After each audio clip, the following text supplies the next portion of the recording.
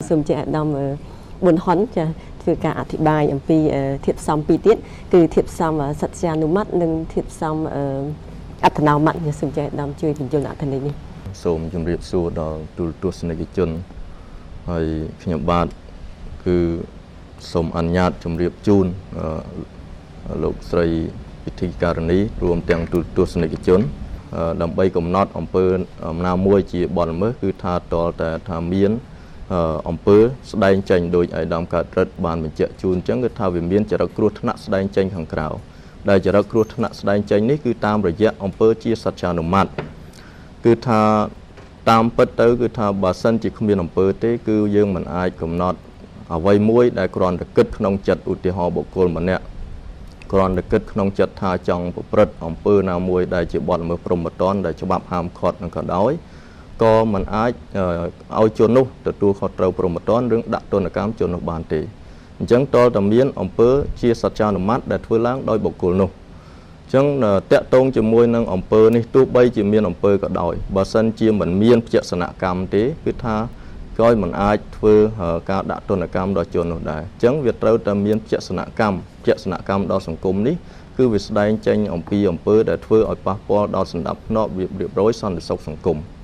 និងមួយទៀតវាត្រូវមានចំណងតាក់ទងរវាងការខូចខាតឬក៏ភចនកម្មនេះជាមួយនឹងអំពើបើសិនជាអំពើមួយផ្សេងហើយនឹងការខូចខាតមួយកើតផ្សេងចេញក្រៅពីអំពើនេះក៏យើងមិនអាចយកអំពើរបស់បុគ្គលម្នាក់ដែលមិនបានធ្វើឲ្យមានការខូចខាតនេះមកដាក់ទណ្ឌកម្មឬក៏ធ្វើឲ្យទទួលខុសត្រូវព្រហ្មទណ្ឌដែរអញ្ចឹងតាក់ទងជាមួយនឹងភចនកម្មដែលត្រូវតែមានចំណងទំនាក់ទំនងជាមួយអំពើនេះគឺចង់បញ្ជាក់ថាវាត្រូវហេតុដែលកើតចេញមកនេះវាត្រូវតែកើតចេញពីអំពើណាមួយឬក៏ផលដែលកើតចេញពីអំពើណាមួយដែលបានប្រព្រឹត្តឡើងដោយបុគ្គលណាម្នាក់នៅក្នុងអំពើជាសច្ចានុមត្តនេះវាអាចកើតនៅអំពើជាសកម្មនិងអំពើមួយទៀតគេហៅថាអំពើអកម្មបាទសួរថាតើស្អីទៅហៅថាអំពើសកម្មស្អីទៅហៅអំពើអកម្មអំពើសកម្មគឺស្ដែងចេញអំពីសកម្មភាពកាយវិការរបស់ចារីគឺចារីបានប្រព្រឹត្តអំពើចេញជាក់ស្ដែងដែលអ្នកណាក៏មើលឃើញថាបុគ្គលនោះបានប្រព្រឹត្តដែរឧទាហរណ៍ដូចជាអំពើមនុស្សឃាតនៅពេលដែលជនម្នាក់ទៅផ្ដាច់ជីវិតរបស់ជនម្នាក់ទៀតនេះគឺថាបង្ហាញនៅសកម្មភាពជាសច្ចានុមត្តនៅខាងក្រៅបញ្ជាក់ថាជននោះបានប្រព្រឹត្តអំពើហើយតាក់ទងជាមួយអំពើអកម្មវិញអំពើអកម្មគឺសំដៅទៅលើអំពើដែលជនម្នាក់មិនធ្វើទៅតាមការកំណត់ជាកាតព្វកិច្ចដែលច្បាប់តម្រូវឲ្យធ្វើអំពើនេះគឺតតែច្បាប់ចែងជាក់លាក់ថាកាតព្វកិច្ចណាខ្លះដែលបុគ្គលគ្រប់រូបក្នុងសង្គមឬក៏បុគ្គលណាខ្លះដែលត្រូវបំពេញហើយមិនបំពេញបុគ្គលនេះត្រូវតែទទួលខុសត្រូវព្រហ្មទណ្ឌគឺថាត្រូវទទួលខុសត្រូវអំពីអំពើល្មើសនេះឧទាហរណ៍ខ្ញុំលើកឧទាហរណ៍មួយឧទាហរណ៍ថាបទមិនប្តឹងបរិហារពីការធ្វើបាបអនិច្ចជនដែលមានចែងនៅក្នុងមាត្រា530នៃក្រមព្រហ្មទណ្ឌនៅក្នុងនេះគេចែងថារាល់បុគ្គលណាដែលបានដឹងអំពីការធ្វើបាបឬក៏បៀតបៀនខាងផ្លូវភេទលើអនិច្ចជនអាយុក្រោម15ឆ្នាំហើយមិនបានប្តឹងបរិហារដល់អាជ្ញាធរតុលាការឬអាជ្ញាធរមានសមត្ថកិច្ចផ្សេងទៀតត្រូវផ្តន្ទាទោសដាក់ពន្ធនាគារពី1ឆ្នាំទៅ3ឆ្នាំនិងពិន័យប្រាក់ពី2លានរៀលទៅ6លានរៀលនេះគឺជាអំពើអកម្មដែលយើងបញ្ជាក់ថាជនម្នាក់នោះបានដឹងឧទាហរណ៍ថាបានដឹងថាមានការធ្វើបាបអនិច្ចជនក្រោម15ឆ្នាំហើយប៉ុន្តែគាត់អត់ប្តឹងបរិហារអំពើនេះទៅអាជ្ញាធរមានសមត្ថកិច្ចឬក៏ទៅអាជ្ញាធរតុលាការករណីនេះគឺច្បាប់បានចែងកំណត់ថាអ្នកនឹងត្រូវមានកាតព្វកិច្ចប្តឹងបើគាត់មិនប្តឹងអញ្ចឹងទេគឺត្រូវមានទោសទៅតាមបញ្ញត្តិមាត្រា530នេះតាក់ទងបញ្ហាធាតុអត្តនោមត្តវិញឬក៏ធាតុចេតនាគឺអំបញ្ញមិញគឺអាយដាមកើតរិទ្ធគឺបានបញ្ជាក់ថាចរិតគ្រោះថ្នាក់វាមិនមែនស្ដែងចេញមកខាងក្រៅប៉ុណ្ណោះទេគឺវាស្ថិតនៅក្នុងចិត្តរបស់បុគ្គលម្នាក់តើ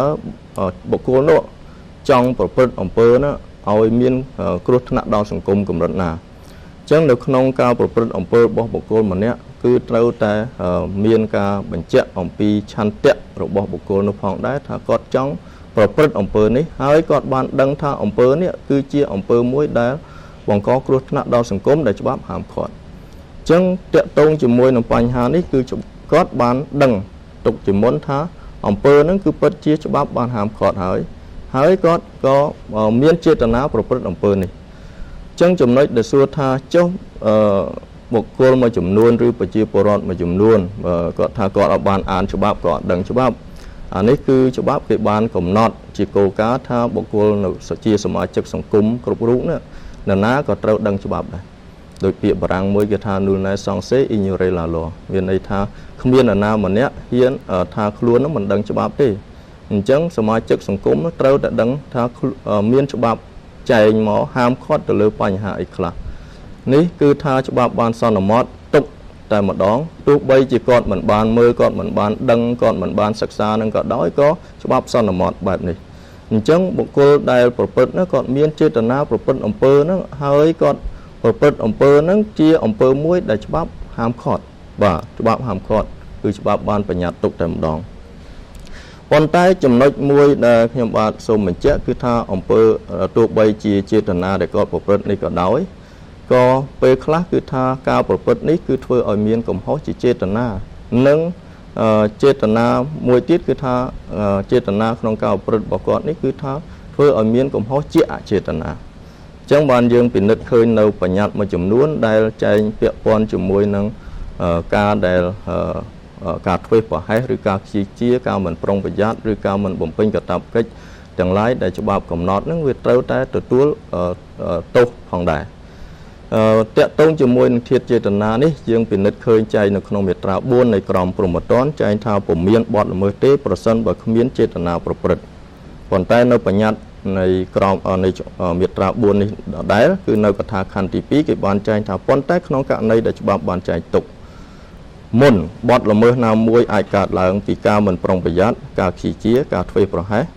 ឬការមិនគោរពកាតព្វកិច្ចណាមួយបាទនេះគឺថាបញ្ជាក់អំពីកំហុសអចេតនាដែលធ្វើឡើងដោយជននោះព្រោះថាប្រយ័ត្នច្រឡំថាចុះមិនថាអចេតនាតាមពិតគឺគាត់មានចេតនាប្រព្រឹត្តអំពើប៉ុន្តែគាត់មិនពាក់ព័ន្ធជាមួយនឹងកំហុសគឺកំហុសអចេតនាគឺថាគាត់មិនមានចេតនាប្រព្រឹត្តកំហុសទេអញ្ចឹងតើតើចំណុចនេះខ្ញុំសូមបាទលើកឧទាហរណ៍ដូចជាមាត្រា207នៃក្រមព្រហ្មទណ្ឌគឺចែងពាក់ព័ន្ធជាមួយនឹងបទមនុស្សឃាតដោយអចេតនាគឺតើតើបញ្ហានេះគឺច្បាប់បានចែងថាអំពើរបស់បុគ្គលដែលធ្វើឲ្យបុគ្គលណាម្នាក់ស្លាប់បាទឬក៏ឲ្យអ្នកដទៃស្លាប់បណ្ដាលមកអំពីការធ្វេសប្រហែសឬការមិនប្រុងប្រយ័ត្នឬការខ្ជិលជាឬក៏បណ្ដាលមកអំពីការបំពានទៅលើកាតព្វកិច្ចសន្តិសុខឬកាតព្វកិច្ចដែលប្រុងប្រយ័ត្នដែលច្បាប់តម្រូវឧទាហរណ៍ដូចជាករណីដែលជនម្នាក់បើកបរដោយមិនប្រុងប្រយ័ត្នឬក៏ខ្ជិលជានោះធ្វើឲ្យគ្រោះថ្នាក់ដល់អ្នកដទៃហើយស្លាប់អានេះគឺជាករណីដែលប្រភេទមួយដែលយើងអាចឃើញថាជាអំពើមនុស្សឃាតដោយអចេតនាអញ្ចឹងចំណុចនេះយើងអាចនឹងច្រឡំថាចុះបើដាក់អចេតនាអញ្ចឹងធាតុចេតនាទៅណាតាមពិតធាតុចេតនារបស់គាត់គឺចេតនាប្រព្រឹត្តអំពើប៉ុន្តែវាបញ្ហាត្រង់កើតឡើងថាកំហុសដែលកើតចេញមកគឺកំហុសអចេតនាបាទនឹងគឺខ្ញុំបាទសូមបញ្ជាក់ជូនប៉ុណ្ណេះបាទចាសសម្ដែងអំដរគុណឯកឧត្តមប៊ុនហុន